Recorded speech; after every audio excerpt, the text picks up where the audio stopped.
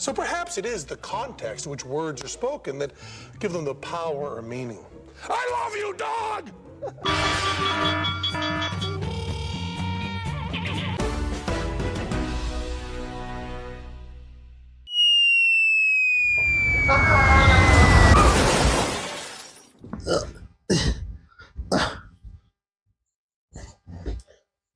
Welcome to B.R.Y.A.N Weekly! Yes, it's true, B.R.Y.A.N Weekly is back. I'm your host, B.R.Y.A.N. That's me. I've been gone for like almost a whole month because of that goddamn freaking YouTube special that I've been working for like the past several weeks. This is kind of like my annual comeback, so to start things off, let me give a little recap from what happened over the tenure of SNL 50, Saturday Night Live's 50 years. Which I'm worried because it'll die. Starting in January, we got the Peacock exclusive docu-series SNL 50 Beyond Saturday Night, a 4-part documentary on the story of Saturday Night Live through the auditions, the writer's work, the cowbell sketch, and that horrible 11th season. Well, you know, the one with Robert Downey Jr. They never welcomed him back, by the way. Next, directed by Quizlo, we have Ladies and Gentlemen, 50 Years of SNL Music, another documentary focusing on the musical guests from those last 50 years, plus musical related sketches, how these musical icons were also pulled to do double duty, not only just perform but also host, and a bunch of music breakdowns that happened over the years. Speaking of music, just 2 days before the 50th special, they did an annual homecoming concert down at Radio City Music Hall with some of the musical greats that have performed from the last 50 years, including David Byrne, Devo, Lady Gaga, Bonnie Raitt, Jack White, Bad Bunny, just to name a few. Everyone had fun, except for Mr. and Mrs. Hanks. Just also 1 day before the actual 50-year special, SNL also re-aired its first broadcast way back from 1975 with its original host George Carlin and the original Not Ready for Primetime Players. And fun fact, we learned that most of the sketch materials and the monologues as well were done on 2 minutes. Poor Crystal, I guess that's why it got rejected off the bat. And finally, there's the 50th anniversary show. Well, I was really shocked and surprised to see all the celebs that have hosted and performed on the show for 50 years. But the special didn't turn out the way I expected. It's actually the same as their 40th anniversary show from 10 years ago, but this special includes some new people that have showed up from this past 10 years. I wouldn't want to recap them because NBC might be watching this, but I do know one thing though. Eddie, as Tracy Morgan, if he continued doing Black Jeopardy, bring me a Pepsi, bitch! Julia had a dog. And recently on Smosh, aside from doing Bit City, they recently announced to do a different Spud Up series than usual. And when I say Spud Up, I mean taters. Taters that work at a fast food restaurant that is not like McDonald's and having a one-up business because they're a bunch of taters. They called it Spud Hut, a brand new Smosh stylized sitcom show on YouTube.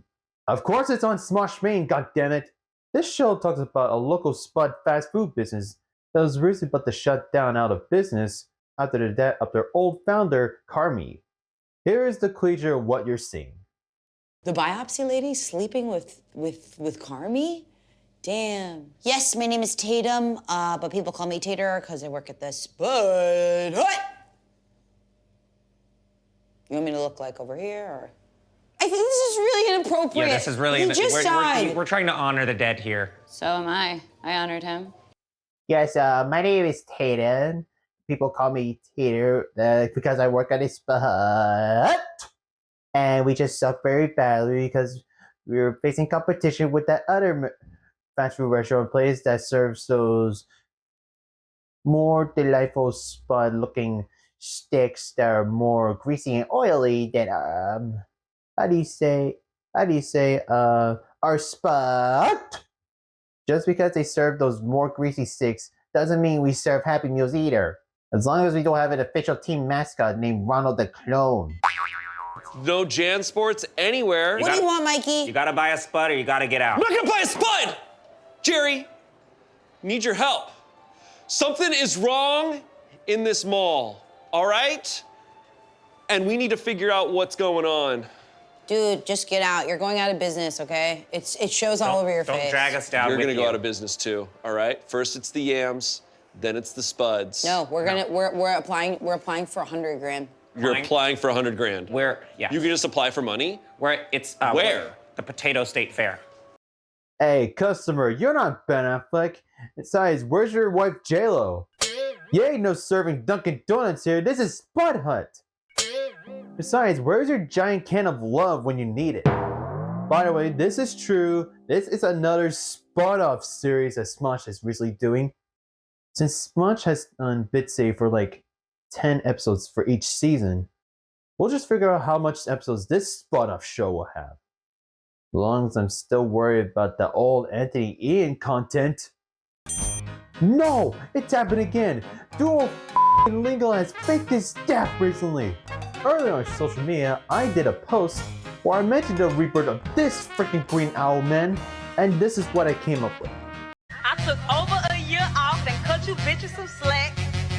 Tell a friend to tell a friend. She's back. The Duolingo Owl is reborn after faking its death on TikTok. Where have I seen this before? Mr. Peanut, he spent his life bringing people together. I know he'd be happy that we are all together now. Yeah. What is happening? What is that?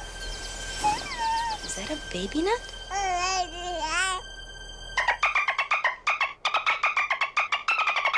Just kidding. I'm back. Where's my monocle? You get it? What the hell is going on? How the freaking long can this popular mascot dying crave can go on for? Like, see, first you have Mr. Peanut driving on the edge and then falls off a cliff dying, and then at his funeral service he was given birth back as a baby. Then when he grew he turned 21, and then we got the classic Mr. Peanut back.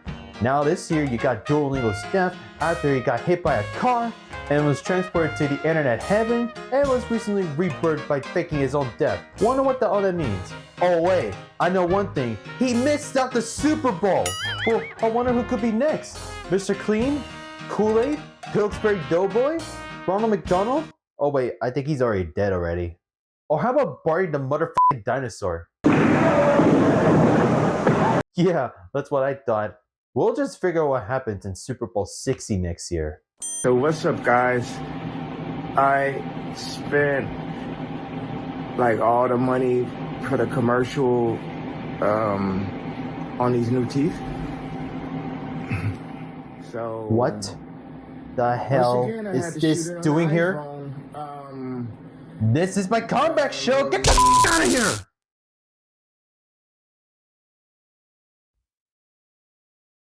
Anyway, let's settle things down by showing you my very own home movies.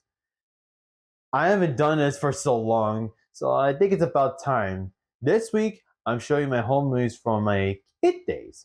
My kid days, when I was like a wee little lad, just giving my no damn business for what it's like being a little child. See, as a kid, I'd done stuff like this. Oh! No, don't go on my pool! No! Here, Chase, clean her head off. Get on the grass, get on the grass. No, on the grass, not on the pavement. Ew, not on the pavement. That was from the Wet Head Challenge that I'm sure all you remembered. Also, as a kid, I tried out roller skating. Go. Yeah! Oh, goodness!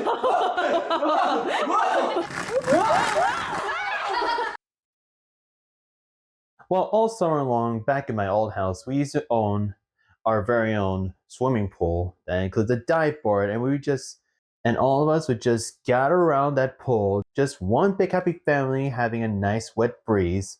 Except for me, because I'm too eager to try out the new sucker. Now, can you do flip? Yeah, I'm watching. You can't do a flip, can you?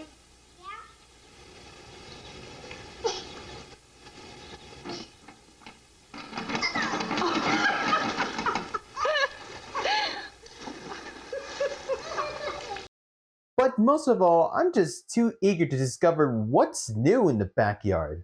You're laughing at the poo, are you? Nah, don't touch. Don't touch. What are you doing? Oh. And by the way, I probably done my prenup days in this one. Yeah. Okay, that's enough of my home movies. Let's get on with these honorable mentions. You know, I forgot to mention a while back during the Super Bowl that rappers are not welcome to Taco Bell. I think it's mostly black rappers that are never welcome, but where in the world will you hear these guys say this? This is Taco Bell's celebration of its fans. Behold, a bunch of randos, not famous people. Wait, what? Sorry, big guy. But I'm Doja. Yeah, but celebs don't make Taco Bell Taco Bell. Fans do. But I am a fan. This is so our non-famous fans can take screenshots for their moms. How about now? Yeah, no. Taco 2? Drop it, LeBron. Oh, this isn't for you. It's for you, and you, and you, and you, and you, and you. It's all for you. Still think I should have been in it. Great! It's like they banned these people that are never welcome here anymore. Before taking flight, a reporter accidentally hit Donald Trump in the face with a fluffy boom mic, giving no expression like, I don't even give a about that. When that moment struck, he replied this. To get the hostages back. She just became a big story tonight, right? Yes, sir. Did you see that? Well, Trump, she did make TV tonight. On a show that used to be on E! With Joe McHale, called Icky Icky Icky Boo Wah Wah Wah Wah Wah the Soup. Whatever the hell I'm saying here.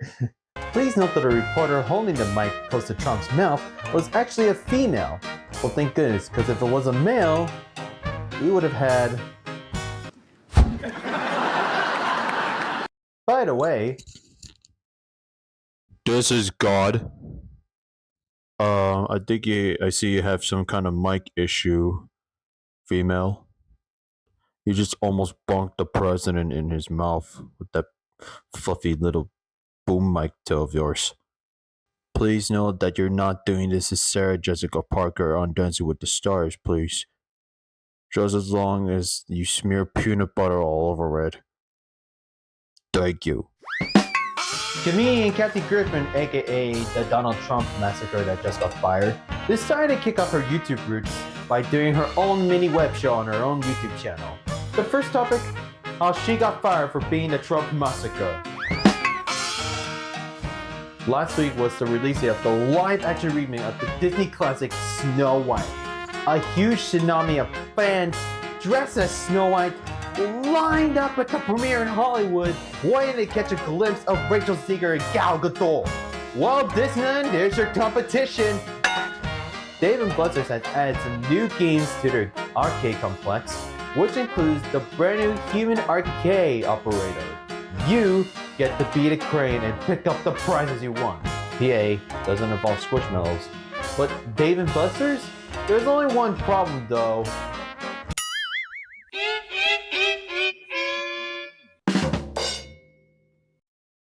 Finally, on March 30th, Yolande Saldivar, the woman who shot Selena, will be out of prison after 30 years.